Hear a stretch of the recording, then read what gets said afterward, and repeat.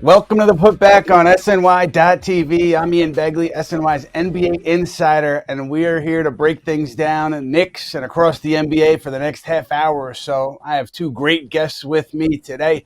We've got from The Athletic, Knicks beat writer, does a great job, James Edwards. I'm sure you've read his coverage. If you haven't seen it, go subscribe to The Athletic to take a look. And we have Andrew Salop, 10-year pro, host of the Combos Court show, Combos Court podcast. You can find that on social media. That's always a fun one for me to take a look at. And as always, we're going to get started here with the baseline. Knicks, Cavs. Last night, the score was very lopsided, and you might look at the score and say, hey, this is another instance of the Knicks getting their doors blown off by a top team in the East. I didn't see it that way, only because they had a lead, I think, 15-point lead. So they were playing well early. They were down 4 rotation players, and it was the second night of a back-to-back. Nonetheless, they are 0-6 against the Cavs and the Celtics this year. James, you were in Cleveland. I'm wondering, how do you contextualize that loss, and what are your thoughts? Yeah, I mean, I think in general, it's fair to, as Tibbs always says, you have to look at what's going around the game. And the Knicks are without 3 guards, one of them being their best player in Jalen Brunson. They were without Mitchell Robinson, and it was the second night of a back-to-back. And the Cavs, I think, had been off since Saturday. So that's one way to look at it, and obviously deserves a lot of credence. But there's also they were up 15 points and showed capable of playing to that level and playing to a level that I think would very much put a fear into the Cavaliers, and that didn't happen as the second half played out. So you could say I thought there were a lot of kind of mental lapses late in the game. I didn't love some of the shot selection in the third quarter. I thought they were forcing the issue, not enough ball movement. Defensively, I thought guys were falling asleep a little bit on the backside. So a lot of that stuff plays into the tired mind, tired legs, but they did show capable of playing with the Cavaliers for 24 minutes. Andrew, for you, how much would you factor in fatigue in that situation for that Knicks team? Yeah, we've seen this story before. It's classic back-to-back. You know, a team could come out strong, but then they start lagging there in the second half. The X factor all season has been Mikal Bridges, and he just didn't show up, didn't even get shots up. I think shot 6 shots this game, so that was a big X factor. He's always an X factor. And then Cat was an issue. Cat was also, he seemed lagging, and then I didn't like the way he was looking, moving around the court. His leg looked not to be right. And it almost reminded me of Joel Embiid versus the Knicks last year in the playoffs when, yeah, he could get his stats, but he didn't look like he was moving the way he should. And I'm concerned about him at this point. That's interesting. James, is anything being said about the knee? Obviously, he's being listed on the injury report, but he didn't play the other night against Philly. What's he saying about his knee? Yeah, I mean, I think to quote Cat, it is what it is. He's a guy that has had knee issues in the past. I think him missing the other day was precautionary, right? I think they do want to make sure they're taking care of him when they can. He hasn't said anything that would kind of ring the alarm bells that would perk the ears. But I mean, it's the end of the season. He is a guy who has had lower body stuff in the past. He is a big guy. So I imagine it's not 100%, but nothing that he's brought to our attention that would suggest that it's anything too serious. I think this team, like all teams, will definitely benefit from that week between the end of the regular season and the postseason, while the other teams are in that play-in tournament. These guys, I think, will soak in the rest at that point. But big picture, Andrew, I mean, 0-6 is 0-6. That's where they are against the Cavs and the Celtics. They do have one game against each left on the schedule. But based on what you've seen, including last night, I mean, what do you think about how they have performed against these teams, and what does it say to you? The scarier thing is the point differential, because they're averaging about 20 points per game on losses to these two teams. And then, you know, everybody points at Mitch for the Celtics that, you know, he could make a difference. But I feel like if Porzingis is healthy with 5-out offense, it's going to be really tough to beat a healthy Celtics team.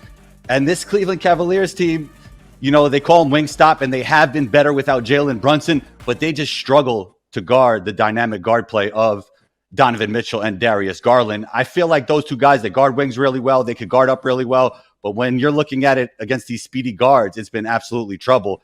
And the Cavs just hit a whole totally different gear last night in that second half. We just saw that there's levels to basketball, and this team is just at a different level. Even as you said, Ian, with the four rotation players not in, I don't even think with them they could beat this team in a 7-game series. Right. I mean, yeah, you had Anunoby, you had Bridges, you had Hart. James, what did you make of the way they defended Donovan Mitchell? Yeah, I think Andrew makes a great point. I think part of the reason in getting Mikal Bridges for as elite of a defender as OG Anunoby is, I think the team identified that he is better on bigger guards and wings. And so getting Mikal was part of the goal was to have him guard the point of attack. And he's had really good moments this year. He struggled at times this year, and he's toggled between both this year. But Donovan Mitchell, I just think the Cleveland Cavaliers in totality, and Donovan just being the head of the snake, they play so fast. They get up shots so quick, and it's just kind of the antithesis of the New York Knicks, who don't play very fast. They often draw out the shot clock. I think a lot of that is proxy of just like personnel too. So, and I've talked about that a bunch, but I think Cleveland is just a team that across the board, quick triggers. They shoot it with great accuracy. They play fast. They get possessions. And then defensively, when you're trying to score on them, it's a chore because Donovan has really improved as a defender this year. And then you have the two Twin Towers in the back. Like, to me, it's more of a matchup thing than an individual thing. They kind of are the antithesis of one another. I want to know, Andrew, about Mitchell Robinson. You know, he's been off, I think 10 months he missed after that surgery, working his way back. Just as a player at that level, like when you're off for 10 months and you're rehabbing, what is it like shaking off the rust from that amount of time away? Yeah, I know. I've had 2 knee surgeries, so I'm actually really impressed about the way that Mitch is moving and Mitch is playing at this point. I don't think he should play back-to-backs. And I think that, he makes this team a lot better, as I said, but all season, like, they've been talking about Mitchell Robinson like it's Patrick Ewing coming back or something. And I don't know if he makes that much of an impact against these teams like the Celtics and the Cleveland Cavaliers.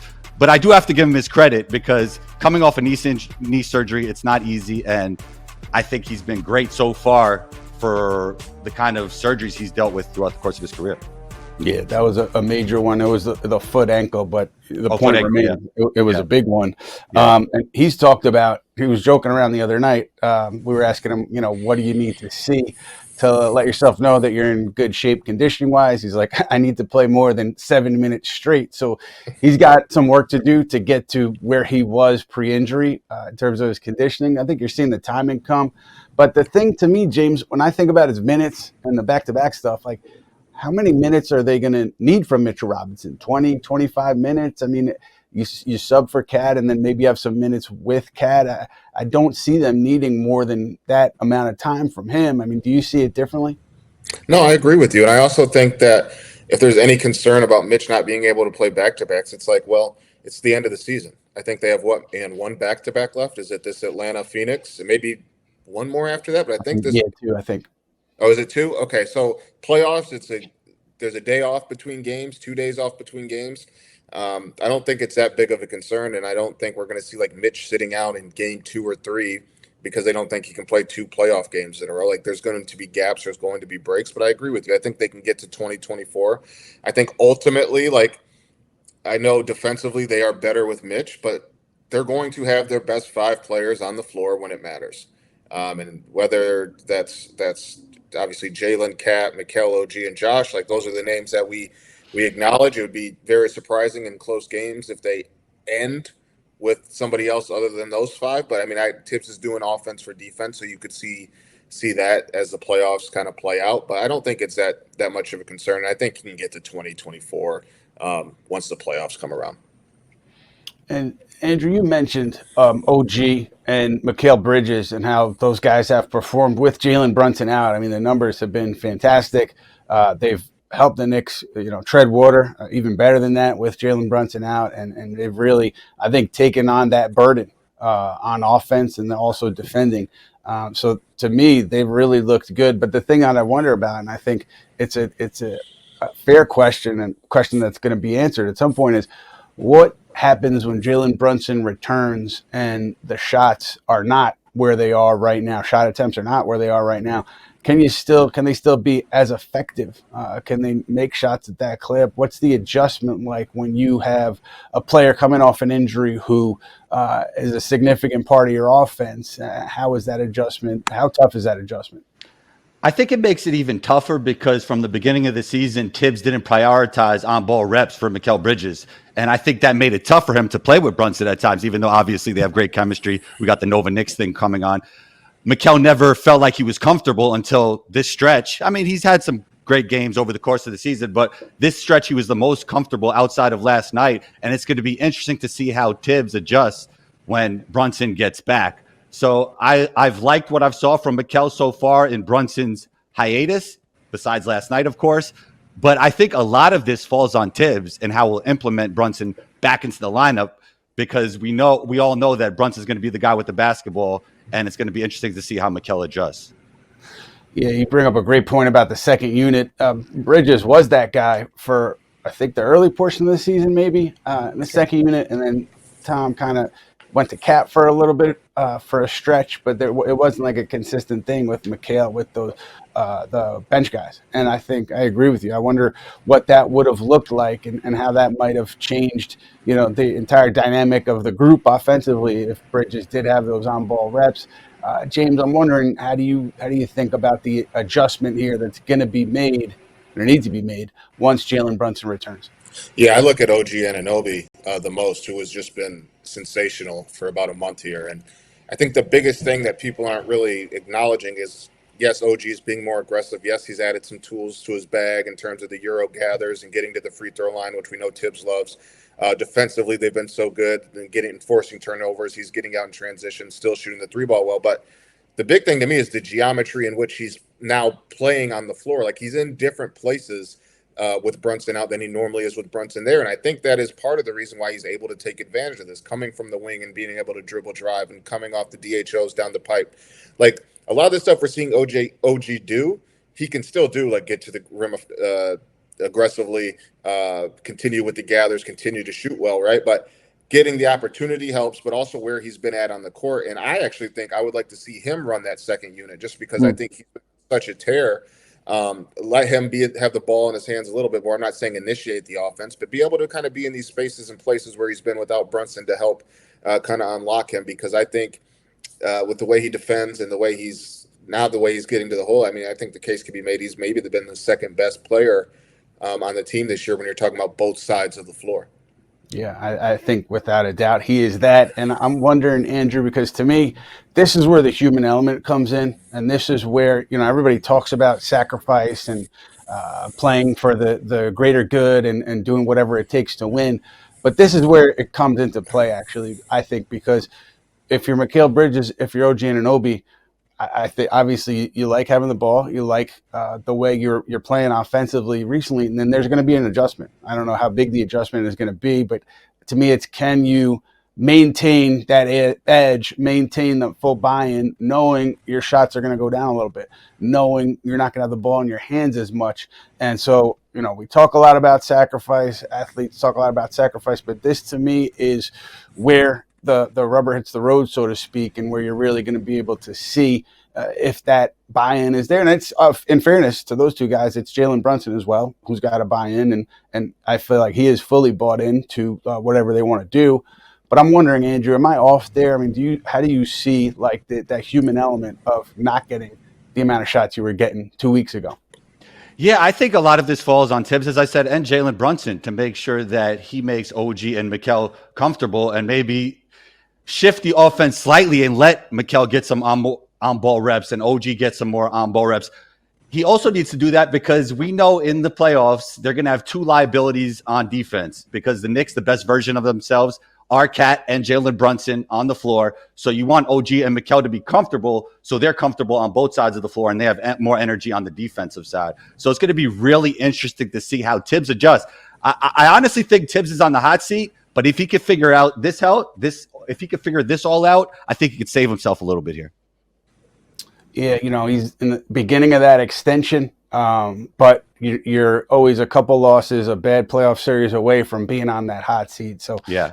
it sounds a little far-fetched, but Andrew, you know the sport, you know the industry, and you know how quickly things can turn. James, for you, like, what do you think about that idea that, guys actually have to, be mentally prepared to have fewer shots and be okay with that and kind of be for the greater good? And I see that as a challenge with some players. I'm not saying specifically with Bridges or Anunoby, but generally, it's not the easiest thing to do. Oh, I agree. I think one, just the big part is how does it impact your defense, right? Like, not only do missing shots can they impact how locked in you are in defense, but not getting shots can impact how locked in you are in defense. And I think there's been times this year while OG is one of the best defenders in basketball and Mikal is a really good defender. Like, I don't think they've had stretches where they've been great all year defensively, right? Like, and there's been times where those correlate with kind of lower shots. And not to say that that is a subconscious thing on their part, but I think that's just natural, a natural human element. I think that the way that they're going to have to play is they're going to have to balance things. I think Jalen is going to have to continue to kind of build on what has been built while he's been gone. But I also think it's important to remember, like, the best version of this team is Jalen Brunson with the basketball and him making the right reads. I think, kind of like Andrew said, sprinkle in some stuff for OG, sprinkle in some stuff for Mikal.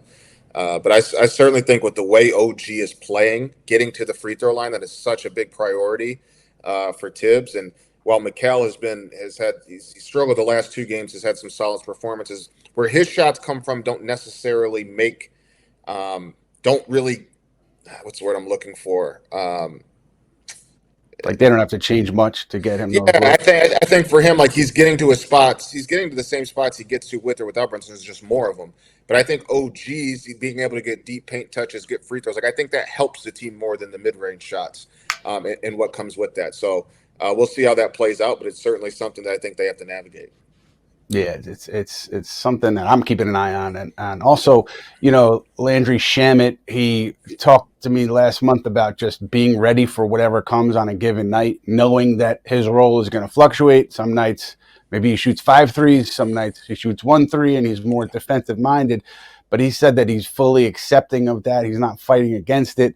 I think that that's helped him in this role, and what you're seeing lately from him is he's had some good scoring games recently. So, Andrew, I'm wondering for you, what's the challenge there? Not having a consistent role, not knowing night in, night out what's going to be asked of you, and also your thoughts on the Knicks bench in general.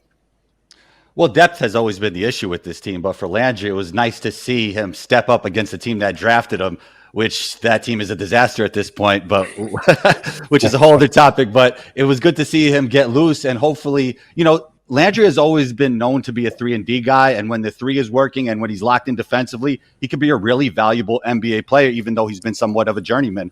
So he's going to be needed in the playoffs, and we all know that depth has been an issue. It was one of the big X factors for this team. So it's tough to stay ready like that when you're not always getting consistent minutes and you have so many offensive options on your team. But it was nice to see him get going there, and hopefully he can continue it through when it comes to these playoffs.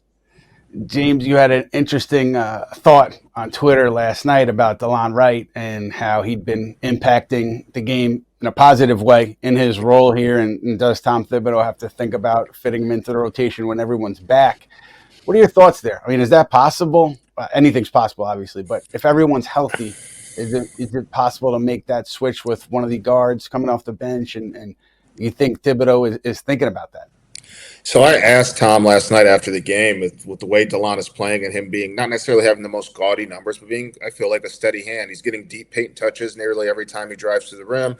He's obviously known as a defender. Like, those are things that Tom really prioritizes. So I asked him, obviously Delon has gotten an opportunity with all these guards out. Do you anticipate having to find time for him even when they do come back? And you've obviously been around Tom longer than I, but I interpreted him saying, well, you always have to have a rotation. You're setting your rotation, and he thinks it's important to keep that. So I walked away with that meaning, no, I don't think Delon does, but that also could be code for him not wanting to show his hand. So I feel like usually when he mentions you have a rotation and you stick to it, that means he's going to continue to roll with the guys he has.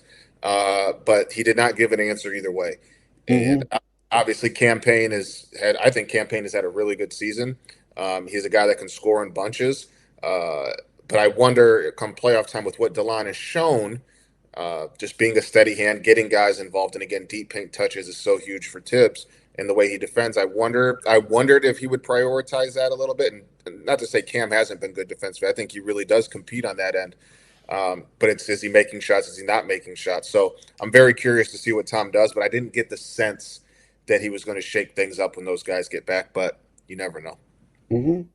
Could be maybe a mid-series adjustment that you see. Yeah, exactly. Because like you, I'd be surprised if he shook things up game one of the postseason in terms of the rotation, but it's something you can go to if needed over the course of a series. Guys, let's get right now to the rumor mill. The mill is churning, as it always is.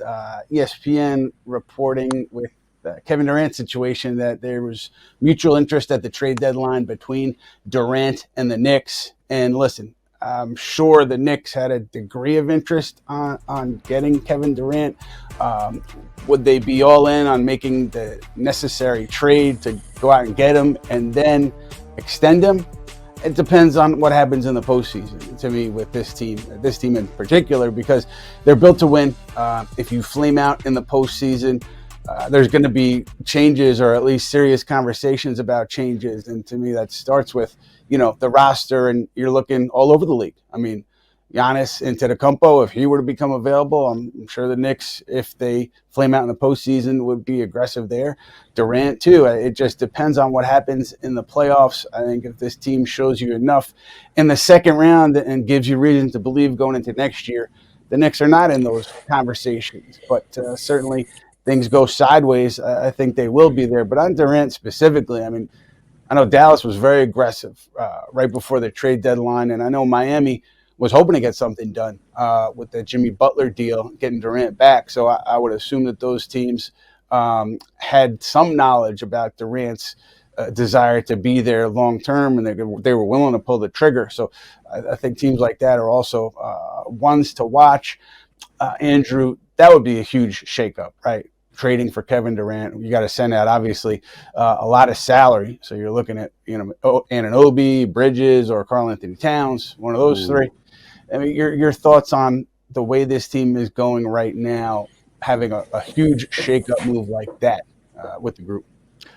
So when Kevin Durant went to the Suns, I didn't like it because of the redundancy and skill set of their top three players: Devin Booker, Bradley Beal, and Kevin Durant. I do have to say, I like the star fit with Brunson, with Cat, and with Kevin Durant. So if you could make a trade for a top 10 player, I would do it. I know depth has always been an issue, but if you could bring Kevin Durant in, and I know he said at one point it wasn't cool to play in New York anymore, but the Knicks fans, they have to forgive him. They have to let that go. If you could bring in Kevin Durant and keep your top two guys, I would do it. Yeah, James. I mean, what are your thoughts on the idea that if things go sideways, that's where you try to go? Yeah, so I had heard that there was somewhat serious discussions about Kevin Durant, about the trade deadline between the two teams, more so than in terms of seriousness than some of the other guys I think they called around about. What I don't necessarily know I didn't hear this in terms of mutual interest. I think the Knicks would very much be interested, but I think people forget when Kevin Durant was a free agent that I think ESPN reported that the Knicks weren't interested in offering Kevin Durant a max salary because of his Achilles, and it sounds like something that obviously came from that side of things. So I can't imagine that things are necessarily sitting well with Kevin Durant in New York, but maybe that is the case. Maybe things have changed. Maybe conversations happen. But I go back to this. I think I get a sense that the Knicks are big fish hunting. And I think that is why them missing out last year, I think, is how we got to Mikal and Cat. Do I think that it's possible for them, if a big name comes available, that they package two guys together to go get one? I do think that is possible. Do I think that is wise? I do not, because this team's biggest issues are depth and defense. And Yes, I think if adding you can add Giannis, like great. Giannis is a great defender, but like you're going to have to trade 2 or 3 good players to get him, and you're going to have to match salaries because you're over the apron. Are you going to be able to build out the depth? I keep going back to this team rushing when I don't think it needed to, using all of its assets to get McHale and then the rest to get Cat. Nothing against those players at all. Like they are very good players. But I almost think if their goal is to build the best team possible, they have to kind of ride this out and hope that they can hit on some bench pieces. Because trading 2 of them to get a big name, I don't know if that really solves anything. But if they just want a big fish hunt and bring a big name to the city, that would not surprise me. Yeah, I agree with you, James. I do think that if that big fish is out there, they will have interest. Again, depending on what happens in the postseason, that's going to factor in for so many teams in terms of what they do in the offseason.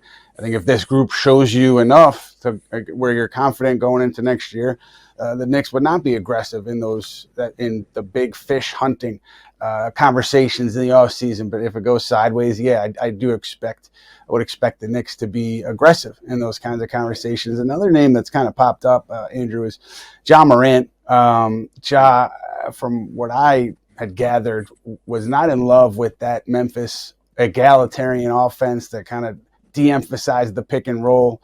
And I think it was built by some of those assistants that were let go.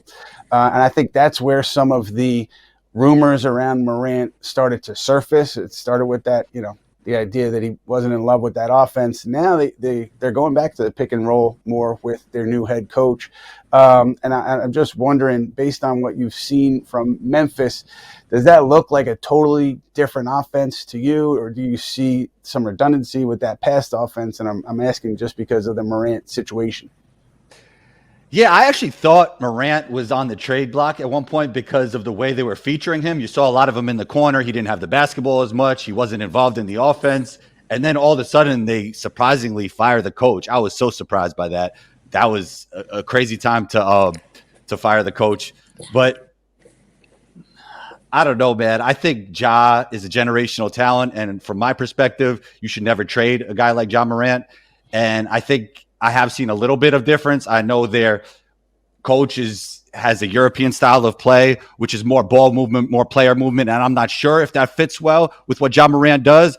But I do think for Memphis that they should try and figure it out with Ja Morant, because when you have a generational talent like that, I know he's had his things in his past. I know he's had his problems. You try and keep him there in Memphis. And I think Memphis loves him. So I'd love to see it work out there. Ian, are you bringing this up because you've heard Ja Morant Knicks stuff, or is there something going there in that regard? No, I think at the point guard spot, they're pretty set right now. But, right. Brooklyn is definitely going to be aggressive this summer. Yeah. I could see them kind of jumping in if a player like Morant becomes available. How do you feel about Zion to Brooklyn? Look, man, the idea is, can he stay healthy? That's a question we've been asking forever with Zion. And if you think you're a team and you think, hey, we have the personnel here, we have the framework to keep him healthy and get the best version of Zion, go for it. I don't, that's such an unanswerable question though to me. So I would be a little hesitant in putting together a significant package for Zion. But yeah, I mean, he was playing fantastic. But the health is always a concern there. One thing on Memphis, I mean, one thing I think you could take to the bank is they're going to give Jaren Jackson Jr. that big extension that he's eligible for this offseason. And then you're talking about, they have other free agents they want to bring back. How much can you then spend on this team in terms of the tax and the first apron, second apron? So like every other team, I think they're going to face some financial restrictions or maybe questions that they're going to have, hard questions they're going to have to answer with these guys and with this group. So anyway, we now are going to get off the rumor mill. We're going to go to what we learned. What we learned, presented by Binghamton University. Binghamton University was named the top school in the SUNY system, according to recent rankings from the Wall Street Journal and Forbes. Visit binghamton.edu for more. Jalen Brunson, finalist for Teammate of the Year. Knicks going 8-6 so far, maybe 8-7, since he has been hurt. He's with the team, James, as I think Tom Thibodeau said that last night. And what I mentioned earlier in the week, the weekend kind of being a natural landing spot given how everything has progressed. I still think, unless he suffers some kind of setback, the weekend will be the landing spot. And if I'm making a total guess, I would guess Sunday over Saturday. But we'll see how he does in practice on Friday. But it seems like he's making good progress. James, how do you see it? Yeah, I think so too. Been around him the last few days. Seems to be in good spirits. Obviously, he's walking, but he looks spry. That's a dude that obviously takes his craft very seriously, and with that, the rehab process and making sure his body's right. He's cleared for basketball activities. When asked by Tibbs, does that mean practice? Tibbs said, "I believe that falls under basketball activities." It's been our impression that he's with the team on a pretty not long road trip, but 2 games in 5 days, I believe. So he's here. To me, that's not nothing. Aside from like hearing stuff throughout the last day or so, yeah, I'm pretty confident he's going to practice Friday. More than confident. And whether he plays Saturday or Sunday is a question. And do you bring him back Saturday, and is he able to play back-to-backs? Do you want him to play back-to-backs so he misses the game against front of the home crowd and against Phoenix? Or do you just have him miss against Atlanta and then have him return against Phoenix, and then you have a week right there where you can have to try to build some momentum with your group? Yeah, you laid it out perfectly, and that's why if I were to guess, I would guess Sunday. Andrew, the rust factor here for Jalen Brunson. It's obvious that whenever you don't play in games, you could do everything possible on the side, but there's no way to create the conditions of an NBA game conditioning-wise. How much rust do you think needs to be knocked off here for Brunson? He'll have, if he's back Sunday, I think 5 games, if my math is correct. So what are your thoughts on the rust factor here, rhythm, conditioning? Yeah, it's always rest versus rust, right? And I think this rest will actually be good for him if he could get those 5 games under his belt. I think he'll also be eligible for all the awards, right? Which is important as well for him. So I like that. And I think he'll be fine going into the playoffs if he gets that amount of games. So it'll be good to see him back. The biggest thing is, defensively, how are they going to adjust with Cat and Brunson in the lineup together against some of these playoff teams? That's what I'm really looking at, and that's the adjustments that are going to fall on Tibbs. So I'm interested in seeing that. But when it comes to Jalen Brunson on offense, I have no worries at all, and I think the rest will actually be good for him. Yeah, let's just go through it quickly. Cam, Payne, Deuce McBride, Deuce, groin injury, Cam, ankle injury. James, do you see them returning by the end of the week? Do you see them practicing Friday? Yeah, that's a great question. Tibbs told us that they're both very close. Cam actually went through his pregame routine yesterday in Cleveland, so that's a telling sign. I don't know if Deuce did, but he is on the trip. So it sounds like to me that they're both close. End of the week sounds about right for me, and if not, both of them for sure, one of them. But the fact that Cam went through his pregame routine in Cleveland, I think, is a significant news. But yeah, I think they're going to be close to full health for this final week of the regular season, if not at full strength. Yeah, it's something we're all keeping an eye on, and we talked about Karl-Anthony Towns and the knee, and James hit on Towns not really saying much that raised anyone's eyebrows, but another injury to keep an eye on there. Something else that happened recently, Carmelo Anthony, according to ESPN, will be a first ballot Hall of Famer.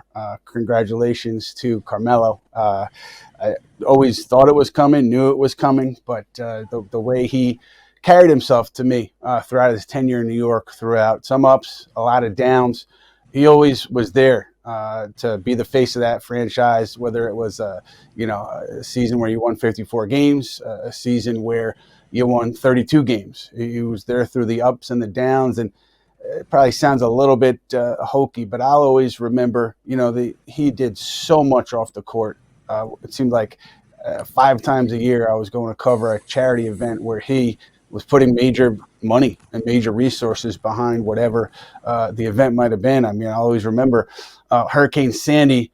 Obviously, the city got hit hard. I think the next 2 days later, Carmelo Anthony was down in housing projects in Red Hook with his brother Justice, and they had a big food truck, and they were handing out meals to people in need. And so he always made that a priority for him. And we all know, the scorer he is, and one of the best scorers of his generation. So well deserved for Carmelo Anthony. We're going to hit now on the talkback. So that means we bring in my friend and yours, Matthew Spendley, the Big Spend, and he is going to relay some questions from you guys to us. Matt, how are you? What's up, guys? How we doing? Have to hit the 3 to the dome for Melo and make sure I'm going back hard so I can get it. I still catch myself doing it every game. I know our guy CP also comes out and does that every time. James, our guy, the Cooler, is asking, since we know you covered the Pistons for 7 years, and they are currently in the 5th seed. Obviously, Cade's been out for a little bit. I know he was doubtful last night and didn't play against the Thunder, but Detroit tanked to ensure a 3-6 matchup with the Knicks. So just a little curious, based on obviously your experience with both teams. I know Detroit has been a significantly different team this year than they were last year. How you would see that playoff matchup potentially playing out if that was to be the case? I think the Pistons would make the New York Knicks sweat in a series. I think the Knicks win the series because of experience, and I don't think the Pistons, if the Pistons get blown out in any game, it's game 1 in the Garden for that Pistons team having that first experience playing 1 playoff basketball and 2 in that environment. I think they would come back nicely in game 2. I'm not saying that they would win, but I think they would be able to shake off kind of the initial shock of it all. This Detroit Pistons team is a team that defends at one of the highest levels in basketball. I believe they're second in the NBA in defense since the All-Star break. They have one of the best two of the best defenders in basketball, if we're being honest, in Asar Thompson and Isaiah Stewart. Isaiah is one of the best rim protectors. I think it's safe to say he's the best rim protector in basketball. Cade is a top 5 player to me in the NBA this season. I think he should finish as a top 5 MVP candidate. They play hard. They play fast. And Malik Beasley is a guy that has given the Knicks trouble in the past. So if there is one inexperienced team that I think would not be rattled by their first playoff look and by playing in the Garden, I think it is that Detroit Pistons team. But I think the Pistons, I don't think they tank for 6. I think they're welcome to play any team that they want between them and Indiana. Now, I think Milwaukee tries hard to get the 5 seed and tries to play Indiana, and the Pistons and Bucks play against each other in games 81 and 82. So it could be very interesting. Absolutely. Andrew, any thoughts on the Pistons, given that we've been talking about them a little bit? I love the Pistons. I think Cade Cunningham would be the MVP of this league if there was nobody named Jokic in SGA. I think he's having a great season, 3-level scorer, plays both sides of the floor. Totally turned around this franchise, which was terrible last year. And people were, saying like he's not a winning player because he was on that team last year. And I was like barking at them. I was screaming at them like, really watch this guy play basketball. He could do everything on a basketball court. He was very good last year. Yes. No, all good. I totally agree. And people also went crazy when I said he's of the Luka LeBron mold. Is he as good as them? No. Does he have LeBron's athleticism? No. Is he a savant passer quite like Luka? No. But he's of that mold, and I love what he's doing, and I think he should be an All-NBA first-team player this year. All right. You guys are on the record. All right, Ian, I want to ask you, I know something you talked to Kat about over the weekend, I believe, was just about the Knicks pick-and-roll coverage, and especially their defense. Sorry if you heard a buzzer. Somebody's trying to put something in my apartment. Their defense. Kat about if he's more comfortable defending a little more aggressively or in a drop coverage has been a big topic for the Knicks community this year. So Kat said that he's perfectly comfortable covering more aggressively, and the Knicks can use their athletic traits. I think we know in the postseason we're going to learn about how Kat's defense will be. But I was curious what you thought about his response and why you decided to ask that question. Yeah, I wanted to ask because there was a lot of talk about turning the ball over, Knicks being generally more aggressive defensively of late, and we were asking about that, I think, that particular night and the days preceding it. So I know the Knicks had kind of played both, right? They've played and dropped. They've played with Cat back. They've switched it up. They've had him be more aggressive, play further up on the pick and roll. And I thought his answer was interesting because one way I took it was, hey, yeah, I like doing this, like, not telling the coaches what to do, but saying like, hey, I'm comfortable. Like, we can do it. Let's keep doing it. And, with the playoffs, such a chess match, and Tom Thibodeau, has his guys prepared like a playoff game for every regular season game. So it only ramps up in the postseason. But I am curious to see how often they go drop coverage on pick and rolls or how often they ask their big man to get further up and to maybe have active hands and disrupt some things. It's going to be an interesting chess match, and that's why I wanted to ask Carl that question. And will depend on the matchups too in the playoffs, so we'll see. All right, that's what I got, guys. Let me go answer my door. Thank you, Thank Mr. you. Spendley. We got final thoughts here, fellas.